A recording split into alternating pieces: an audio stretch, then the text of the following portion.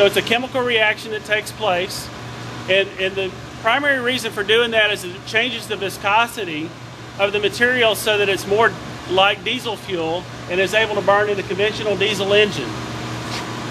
You can see in these samples right here, now this is room temperature, this is our feedstock that we're using. This is technical tallow. It comes from cattle, and it can be used in a very similar form as an edible material. McDonald's used to cook their French fries in tallow prior to all the concerns with cholesterol and saturated fats, and so then they went to vegetable oils. But this material is nearly a food-grade material.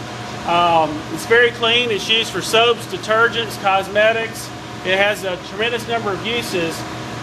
One misconception a lot of people have are that all animal fats are waste products. They're not. They're co-products. They have other uses. Making biodiesel out of them is just one additional use that has come to play. But we're not taking this stuff out of a landfill. There are some materials that do go to landfill, such as trap grease, some of the really low-grade materials, but what we use is a real high-grade animal fat that does have other uses. But you can see it's solid at room temperature. It comes in here at about 160 degrees Fahrenheit in the tanker truck, and we pump it off into our storage tanks, and we keep it in insulated tanks that are heated so that it stays liquid.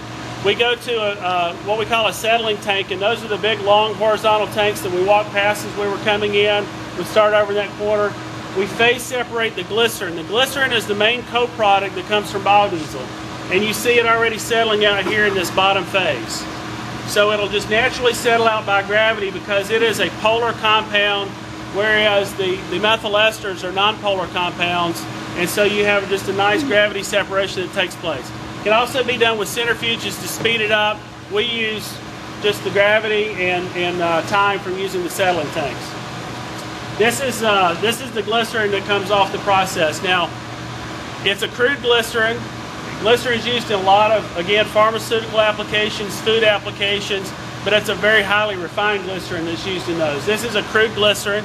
It still has some soaps that come from the process, and you can see it starting to gel up and turn solid. That's a characteristic of glycerin that comes from animal fat.